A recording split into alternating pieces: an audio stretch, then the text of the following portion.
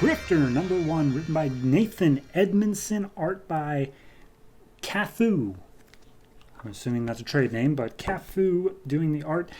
This is a Wildstorm book, something from the Wildstorm universe that just got folded into the DCU. As such, it's totally new characterization. Like this is. I'm assuming he has a very long and very detailed history in the Wildstorm universe, but I know nothing about that, and I'm not intending to learn. So this is the first, by my measure, that this man has ever existed. And we are introduced to, they don't give his name at first, but his name is Cole Cash.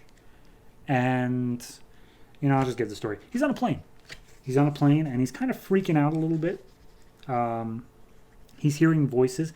Quick little aside, he knocks over drink of Mr. Harris. And for anyone who didn't know, the editor-in-chief of DC Comics at this time was Bob Harris. So I'm sure that was a little in-joke. I'm sure they're very proud of that. And I'm pointing it out for you because I had to read it too. Anyway, flight takes off and he's hearing voices in his head and he cannot escape them. They say they're only growing louder. Lady checks in. He's like, "Are you okay?" And he's like, "Yeah, I'm good. I just..."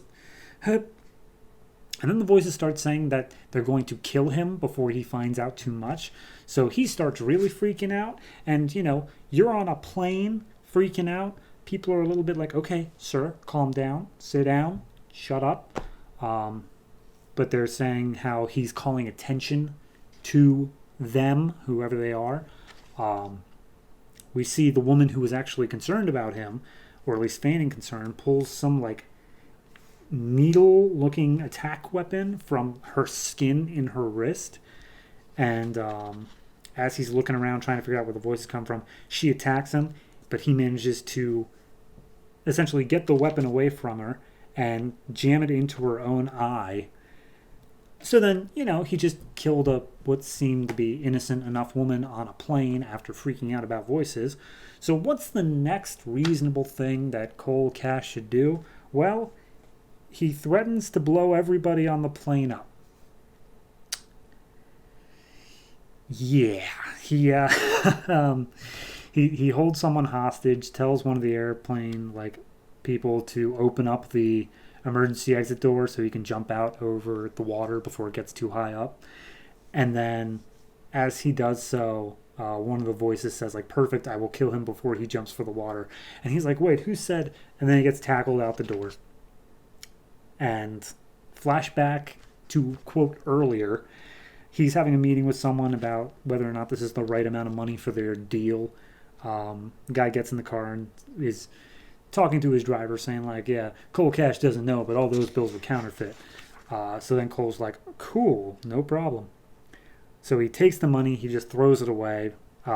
He walks out with a briefcase. Dude checks his briefcase in the car, make sure he got what he wanted. He didn't. Turns out Cole switched briefcases, and the briefcase full of money is now in Cole's possession.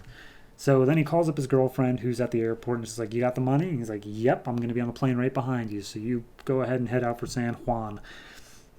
And as he's saying this, he is abducted by this blue, demonic-looking alien thing that speaks in the same speech bubbles that we saw the voices in his head. He wakes up. He's tied down to a table. He sees the alien. He immediately breaks out of his straps and starts running for it. Apparently a transfer was interrupted according to the voices in his head. So he runs out the door. He comes across someone. I don't think we actually know who. It's just someone who's like, "You're awake? That's not possible." And then this guy is beaten to death by Cole. Just with a giant steel pipe, he is beaten to death by Cole. And Cole's like, "Oh God, I've murdered someone. I need to wipe this off." So he goes to a corner shop and he steals a rag and a hat. And he he keeps hearing the voices saying "You gotta find him. Find him. Don't let him say anything. Blah, blah, blah." He makes it to the airport. The whole time freaking out. Whole airport scene. Cliff Notes version plays again. Him and the guy that tackled him out the door both crash into the water. It says 2 hours later, he's back on shore. He calls up his girlfriend. And he's like, "Hey, so crazy thing happened to me." And the girlfriend's like, "I don't want to hear it. You were gone for 17 days. Like, I'm not. We're through. And also, there's all this stuff on the news of somebody committing a terrorist act who looks exactly like you. Yeah, I'm not. I'm not dealing with that at all. See you later, Cole. And then we see on the news, wanted man, and then it lists all of his stuff, and then it says traveling under the name Christopher Argent, which I guess that might be a thing. I don't know. So then we see a couple of news broadcasts, and then it cuts to the Pentagon, where we're seen to be watching the news broadcast, and he's like, "So Cole Cash, he's been a grifter for the past decade. He used to be military, but now he's a terrorist. So I need you to go and get him. Do you understand that? Max Cash, aka brother of Cole Cash." And Max is like, "Yes, sir, I understand.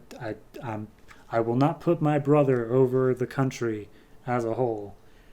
I really feel like this is a conflict of interest, but whatever. So then he has his word, and they're going to get a team and take down Cole Cash. Cut to a New Orleans cemetery. Cole's trying to figure out what's going on. He's hearing all the voices in his head still, and saying how he find him. You need to correct the mistake. Blah blah blah. And Cole takes this bloody rag and he ties it like a bandana, but like over his whole face, a la The Mask. And he says, "Well, just come and try to find me." And that's how we end the issue. The beats of the issue are fine. It tells the story that it wants to tell. I have no problem with that. My problem is, I feel like it's doing a bit too much in issue 1. It's just it's too much. It's setting up, like, it's going through this entire thing of, okay, he's a grifter. Got that. Understandable.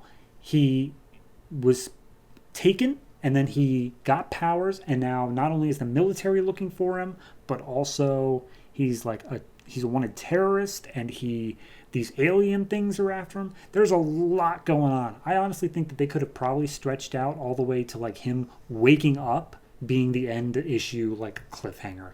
I don't think we needed all of this other stuff, but hey, I'm not the writer, so whatever. It was a lot to fit in. It felt a bit bad. Art wise, I don't really have a problem with it. Everyone looks pretty good. Everything feels pretty fine. The only thing that's weird, and this is just a character design thing, they gave Cole some crazy mutton chops. Like, maybe it's supposed to be a beard, but it doesn't seem like it connects in the middle, and it's just crazy mutton chops.